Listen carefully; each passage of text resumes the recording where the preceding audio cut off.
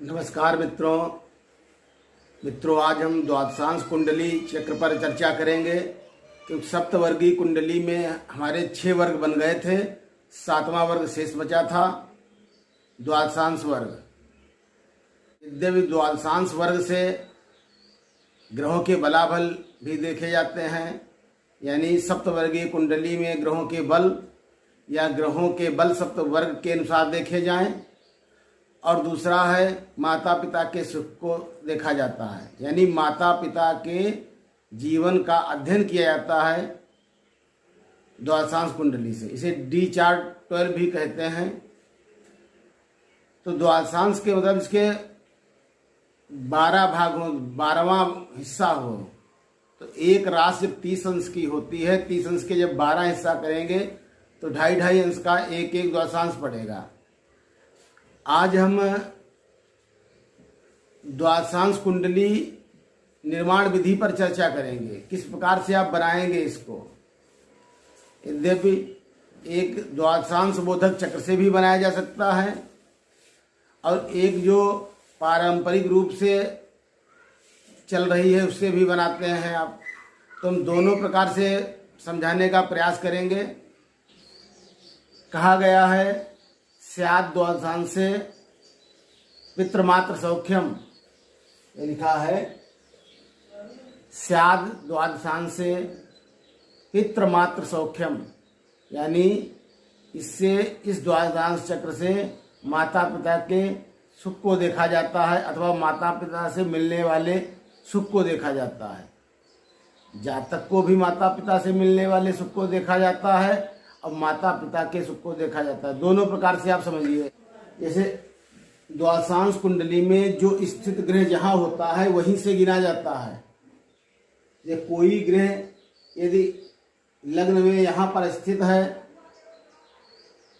8वें अंक में और द्वादश जब द्वादशांश वर्ग में अपने चौथे में चला गया है तो यहां से गिनेंगे 1 2 2 3 4, यानी 11वें अंक में वो चला जाएगा। तो केतु है, केतु अपने से तीसरे को जाएगा, तीसरे द्वादशांश में पड़ जाएगा। क्योंकि जितने ग्रह हैं वे अपने अंशों के अनुसार वर्ग में जाएंगे।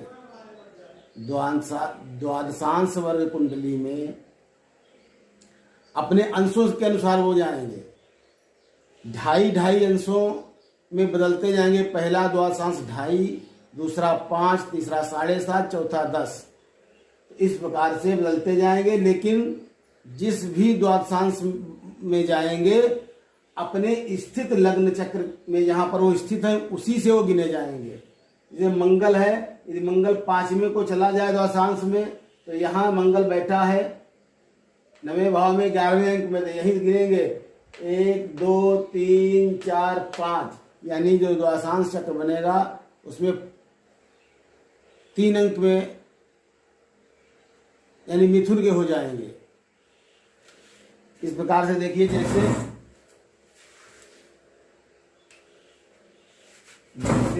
एक राशि में 30 अंश होते हैं, 30 अंश को यदि हम 12 से भाग दे देंगे तो 12 दूनी 24 अंश, 6 अंश बचे।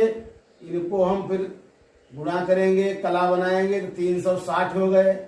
अब 360 को 12 से भाग देंगे, 12 3 36, यानी 2 अंश 30 कला का एक द्वादशांश होगा।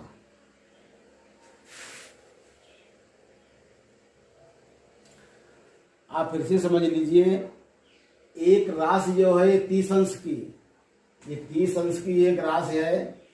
इसके हमने जब 12 भाग किए तो एक 2.5 अंश का हो गया। 12 30 होता है।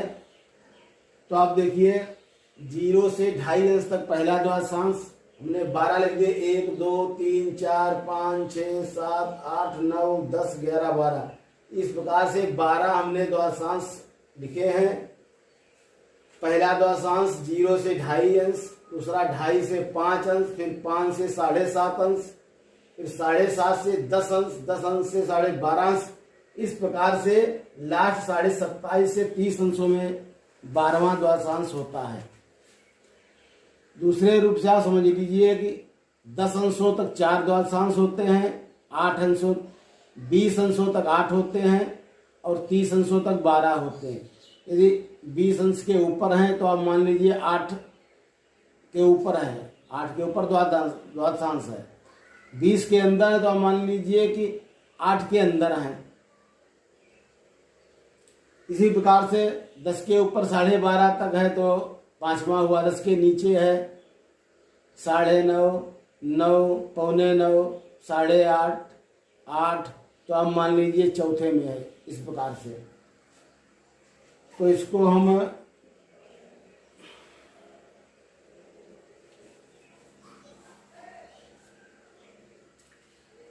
तो अब देखेंगे कि इसमें लग्न कहाँ गई है। लग्न है 2 राशि 29 अंशों में। यहाँ कला की जरूरत पड़ेगी क्योंकि यहाँ पर 7.5 पर बदल रहे हैं तो देखना होगा कहीं कोई 7.5 से तो नहीं कटता है भाग देने से। तो 29 अंश 53 कला में है। तो हम देखते हैं कि 27.5 से 12वां द्वादशांश होता है तो लग्न हमारी 12वें द्वादशांश में चली गई। यहाँ पे लग्न हमारी 12वें द्वादशांश में चली जाती है क्योंकि 27.5 से 30 अंशों तक 12वां द्वादशांश होता है। अब यहाँ से आप गिनिए 12वें में तो लग्न जब गिनेंगे तो ब्रह पड़ेगी जाकर के 12वां।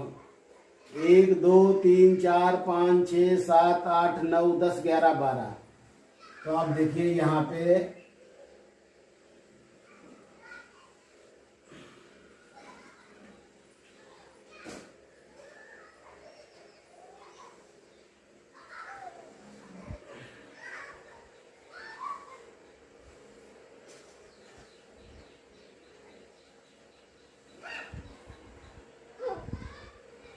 तो वहाँ 2 अंक हम लिख लेते हैं, बाकी उसी प्रकार से लिखें जैसे हम जन्म कुंडली में लिखते जाते हैं बामार तक।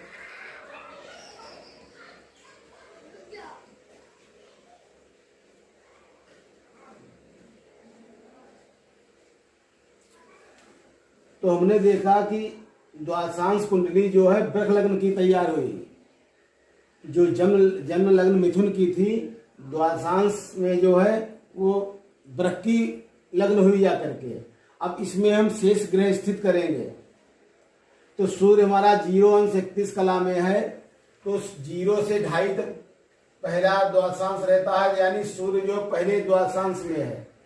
और पहले द्वादशांश में होने का मतलब जहां से है वहीं से गिनिए पहला। तो सूर्य वहां बैठा है 12वें भाव में 2 अंक में, तो वहीं से गिनेंगे तो पहला वही हुआ जाकर के, यानी सूर्य इसी में स्थित रहेगा। आप फिर से देखिए 0 से 2.5 अंशों के बीच में सूर्य के अंश हैं, क्योंकि सूर्य 0 अंश से 31 अंश के बीच 31 कला में है। 0 अंश 31 कला पहले द्वादशांश में गया। और जहां पर जो ग्रह जन्म कुंडली में स्थित होता है लग्न के समय, यानी जो जन्मकालीन ग्रह जहां स्थित होते हैं लग्न में, वहीं से द्वादशांश कुंडली में गिने जाते हैं किस द्वादशांश में गया है। तो सूर्य वहीं से गिनिए दूसरे अंक से, यानी 12वें भाव से, तो उसी में गया। अब चंद्रमा देखिए चंद्रमा 6 अंश में है, यानी 5 से 7.5 के बीच में तीसरा द्वादशांश होता है। देखिए 5 से 7.5 के बीच में तीसरा द्वादशांश होता है तो चंद्रमा हमारा यहाँ चला गया तीसरे द्वादशांश में। और चंद्रमा हमारे 9वें भाव में बैठा है तो यहाँ से गिनेंगे 1, 2, 3, यानी चंद्रमा हमारा 12वें भाव में चला जाता है। चंद्रमा हमारा 12वें भाव 1 अंक में चला जाता है। मंगल को देखिए, मंगल 7.27 7.5 के अंदर मंगल भी है। 7.5 अंशों के अंदर ये अंश है, ये कला है 7.5 अंशों के अंदर हैं। 5 से 7.5 के बीच में मंगल भी हो गया। तीसरे द्वादशांश में मंगल चला गया कि मंगल 5 अंश से 7.5 अंशों के मध्य में है। तो जहां मंगल स्थित है वहीं से इसको जोड़ेंगे तो मंगल चंद्रमा के साथ था, इसमें बेटा 1 2 3 यानी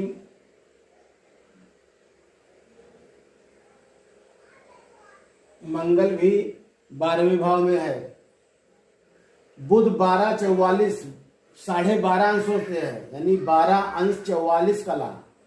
एक राशि 12 अंश 44 कला 22 विकला। तो यहाँ पे विकला से मतलब नहीं रहेगा, अंश कला में देखा जाएगा। तो 12 अंश 30 कला तक होते तो 5वें में होते, और 12.5 के ऊपर हो गया तो 6ठे में चला गया। देखिए ये छठा द्वादशांश 12.5 से 15 अंशों तक है। छठा द्वादशांश 12.5 अंशों से 15 अंशों के मध्य है। तो यहाँ पे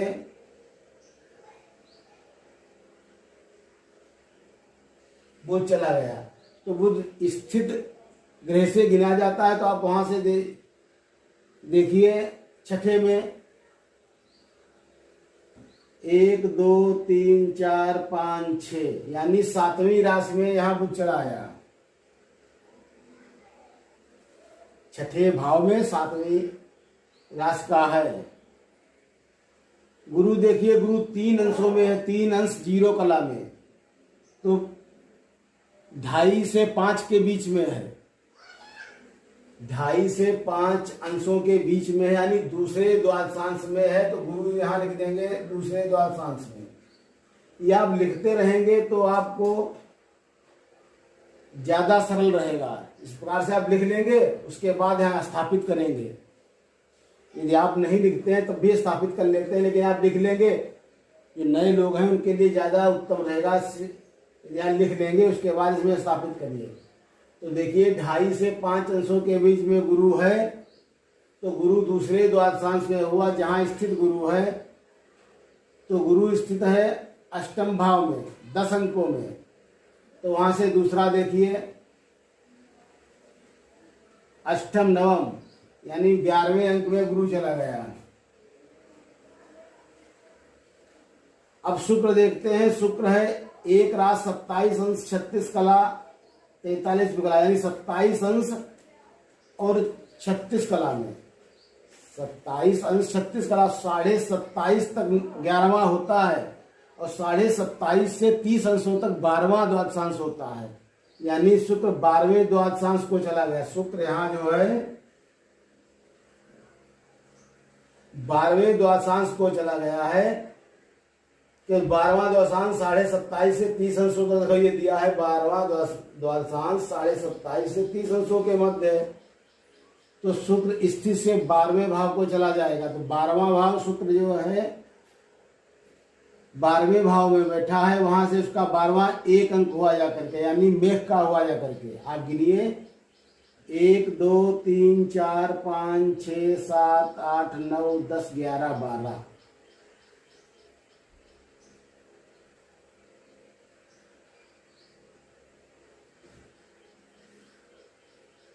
शनि है 7.48 में, 7 अंश 48 कला में। 7.5 तक जो है ये 7.5 अंशों तक तीसरा रहता है। उसके बाद 7.5 से 10 अंशों तक चौथा द्वादशांश लग जाता है।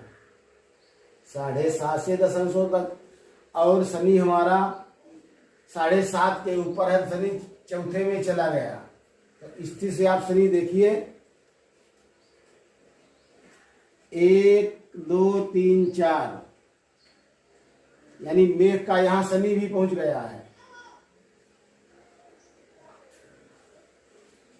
यहां शनि स्थित है, यहां जोड़िए 1 2 3 4, 1 अंक में शनि आ गया। अब राहु को देखिए, राहु 2 राशि 6 अंश 59 कला, यानी 5 से 7.5 के मध्य में है। 5 से 7.5 के मध्य में है शनि, यानी तीसरे द्वादशांश में शनि पहुंच गया है। राहु, हाँ राहु ही है, शनि नहीं राहु। राहु जो है तीसरे द्वादशांश में पहुंच गया है, 5 से 7.5 के मध्य में है। तो राहु यहां से अब तीसरा देखेंगे 1 2 3, यानी 5वें भाव में अंक में, 5वें अंक में सिंह का राहु हो गया, जो चतुर्थ भाव में स्थित है और केतु इसके सामने हो जाएगा, क्योंकि केतु के भी इतने अंश रहेंगे, राशियां बदलेंगी, राशि तो सीधी हो जाएगी लेकिन अंश इतने रहेंगे, तो उनका भी द्वादशांश यही रहेगा। तो आप देख ले, इस प्रकार से आप द्वादशांश चार्ट बना लें। अब हमारी सप्तवर्गीय कुंडली के 7 वर्ग बन गए हैं। अब इनमें यही देखा जाएगा कहाँ पे स्थित ग्रह।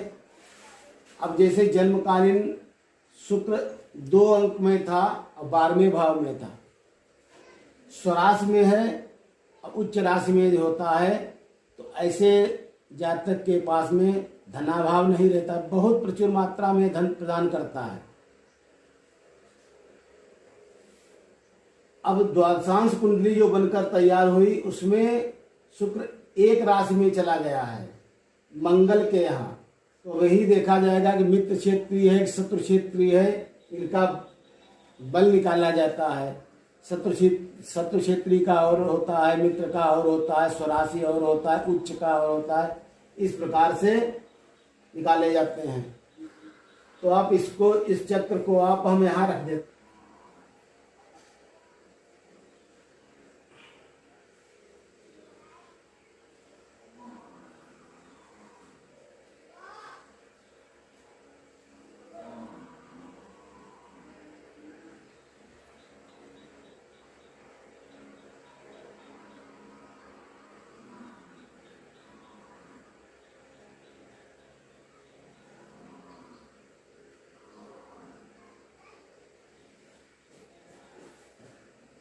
सूर्य राहु बुध, सूर्य लग्न में है,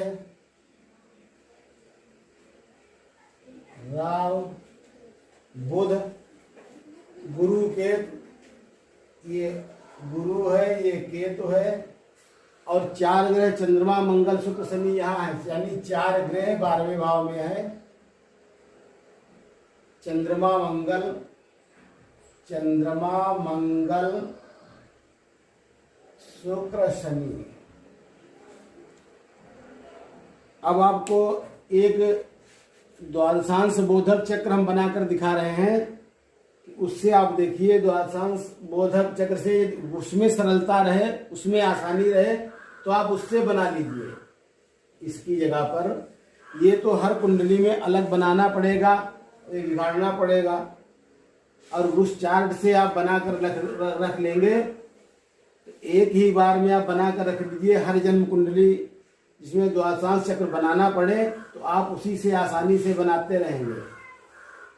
फिर आप अपनी सुविधा के अनुसार, सरलता के अनुसार जो पसंद हो उसमें आप कर सकते हैं।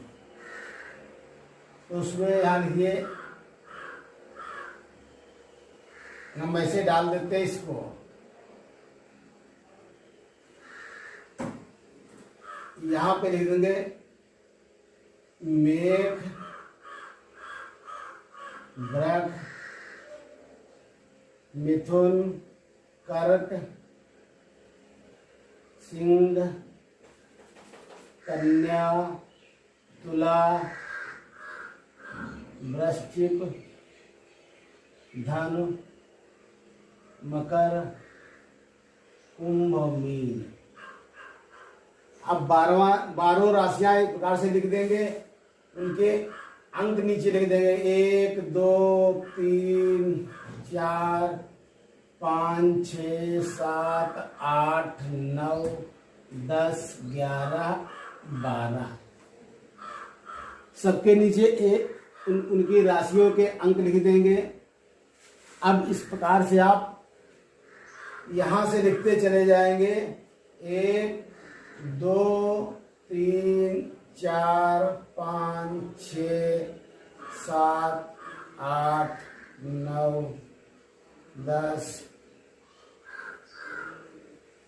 इस प्रकार से लिखते चलेंगे। 12 अंक यहाँ तक हो गए, क्योंकि 12 द्वादशांश होते हैं। तो आप देखिए यहाँ से गिनिए, 1 2 3 4 12 हो गए। यहाँ पे आप वृष राशि में उसी से गिनेंगे, 2 से गिनेंगे। तो यहाँ पर 2 लिखा है, 3 4 5 6 7 8 9 10 11, 12, 1। यहाँ जब 2 से चालू करेंगे तो यहाँ गिनती 1 आ जाएगी। 1 से चालू की थी तो यहाँ 12 थी। यहाँ 3 है, 3 से चालू करेंगे तो लास्ट में 2 पहुँचेगी। 4, 5, 6, 7, 8, 9, 10, 11, 12, 1, 2। तो आप देखिए इस प्रकार से हम लिखते चले जाएंगे।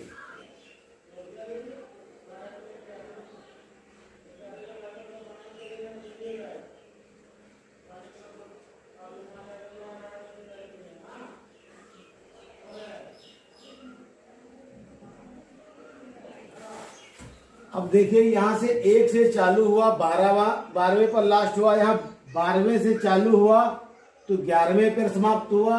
यहाँ 2 से शुरू हुआ, पहले पर समाप्त हुआ। तो इस प्रकार से आप चार्ट बना लेंगे। चाहे आप अपनी सुविधा के अनुसार इसमें लाइनें भी डाल सकते हैं, इस प्रकार से डाल लीजिए।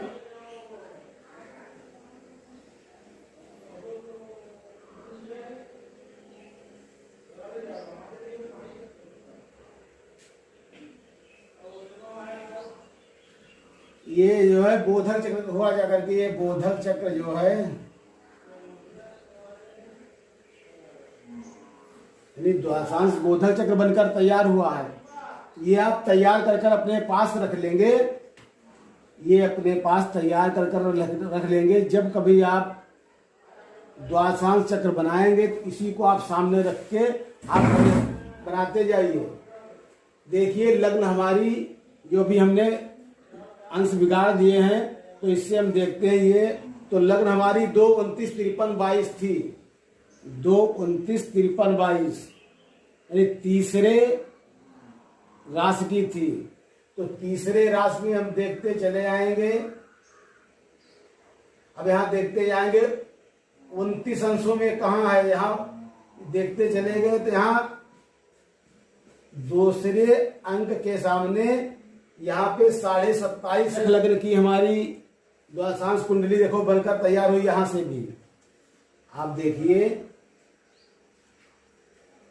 लग्न हमारी 2, 29, 53, 22 है। तो 2, 29 के मतलब तीसरी राशि में और 29 अंशों में है तो लास्ट में हो गई। अब इसके बाद सूर्य को देखिए। सूर्य हमारा 1, 0, 31, 20, एक राशि 0 अंश में, एक राशि 0 अंश में यानी दूसरी राशि में है सूर्य। दूसरी राशि में सूर्य है जो यहाँ स्थित भी है दूसरे अंक में और 0 अंश में है। तो 0 से 2.5 तक ये 2 अंक में सूर्य 2 अंक में देखो यहाँ पे बैठा है। ये चंद्रमा देखना है। चंद्रमा है 10, 6, 1, 59, 10 राशि 6 अंशों में। तो 5 से 7.5 के मध्य अंश हुए जाकर के चंद्रमा से। और 11वीं राशि देखिए 10 राशि 6 अंशों में है। 11वीं राशि में चंद्रमा हुआ जाकर के। तो यहाँ आप देखते चले जाइए 11वीं राशि के तीसरे में देखिए ये पहला पढ़ाया गया। तो चंद्रमा यहाँ पहले 12वें भाव में था 1 अंक में। इस चार्ट से भी वहीं पहुंचता जा करके है। मंगल है 10 राशि 7 अंश 27 कला 7.5 के अंदर है। तो मंगल भी 7.5 के अंदर है। तो 5 से 7.5 के बीच मंगल रहेगा। और 11वें भाव में 11वीं राशि में मंगल है 10 राशि 7 अंशों में। तो 11वीं राशि में मंगल हुआ जा करके। तो यहाँ से देखिए 5 से 7.5 के मध्य, क्योंकि 7 अंश 27 कला है, 7.5 के अंदर है। तो यहाँ जाए देखिए 1 अंक हुआ यहाँ जो है मंगल हो गया। हम बुध देखते हैं। बुध है 1 राशि 12 अंश यानी दूसरी राशि में स्थित है। 1 राशि 12 अंश 44 कला। तो दूसरी राशि में हम देखेंगे कि 12, 44 कहाँ है। दूसरी राशि में 12.5 के ऊपर है। छठे द्वादशांश में गया है बुध 12.5 से 15 में। दूसरी राशि में है तो 7 अंक में देखिए यहाँ पे बुध पहले स्थित था, बुध यहाँ पर 7वें अंक में जा रहा है। गुरु हमारा 9 राशि 3 अंशों में है, यानी 10वीं राशि में गुरु है। 9 राशि 3 अंशों में है, यानी 10वीं राशि में गुरु स्थित है। वहां 10वें स्थित था, तो 10वीं राशि में स्थित होने से आप देखिए 3 अंशों में है, 2.5 से ऊपर है और 2.5 से 5 के मध्य, यानी दूसरे द्वादशांश में गुरु है। गुरु है 9 राशि 3 अंशों में, 2.5 से 5 के दूसरे द्वादशांश में आप देखते चले जाइएगा। और 10वीं राशि में देखिएगा ये 11वें अंक में गुरु जाएगा, तो 11वें अंक में यहाँ गुरु स्थित है।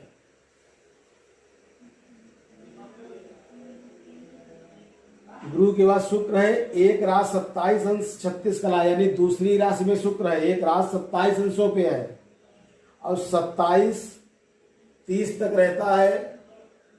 11वां और 27 30 से 30 अंशों तक 12वां द्वादशांश हो जाता है, यानी 27.5 से 30 के मध्य में शुक्र है। और शुक्र हमारा दूसरी राशि में है। तो दूसरी राशि में देखिए वृष राशि का देखते चले जाएंगे चार्ट। 1 अंक मिल गया, तो शुक्र देखिए यहाँ पे 12वें भाव में बना जा करके पहले से बैठा है। जो भी हमने बनाया था चार्ट उसमें भी इससे भी बना है। शनि है 9 राशि 7 अंश, यानी 10वें राशि में शनि भी है। 7.48, 7:30 के ऊपर है, 7.48 यानी 7:30 से 10 के मध्य शनि है, चौथे द्वादशांश में है। तो आप इसको देखते चले जाएंगे। शनि 10वीं राशि में है, तो आप देखते चले जाइए यहाँ से 10वीं राशि का चौथा ये हुआ जा करके, तो शनि भी यहाँ स्थित है। अब राहु को देखिए, राहु 6 अंश 59, यानी 2 राशि 6 अंश 59 कला में है। तो तीसरी राशि में राहु स्थित है और 6:59 में है। 5 से 7.5 के मध्य में है, तीसरी राशि में 5वें अंक में। देखिए यहाँ पे राहु है, यहाँ पर एक है। तो इस प्रकार से हमने एक बोधक चक्र बनाकर रख सकते हैं। जब चाहे कोई भी कुंडली बनाना है, कोई भी जन्मपत्री बनाना है, तो आप इसको सामने रख के और फटाफट देखिए कहाँ पर किस द्वादशांश में कौन सा ग्रह गया है। इस प्रकार से भी आप दे सकते हैं। तो जिस प्रकार से आपको सुविधा हो उस प्रकार से आप देखिए। ये दोनों प्रकार से ठीक है। ये चार्ट जो हो आपके पास रहेगा, ये आपको सदैव काम आता रहेगा। और वैसे हर बार आपको वो चार्ट बनाना पड़ेगा, फिर उसको आप बिगाड़िए, हटाइए, फिर नया बनाइए, जरूरत पड़े तो ये आप बना कर रख सकते हैं। तो मित्रों, अगले बार में हम ग्रहों के बलाबल निकालने के लिए ग्रहों की शत्रुता और मित्रता पर चर्चा करेंगे। तब तक के लिए धन्यवाद।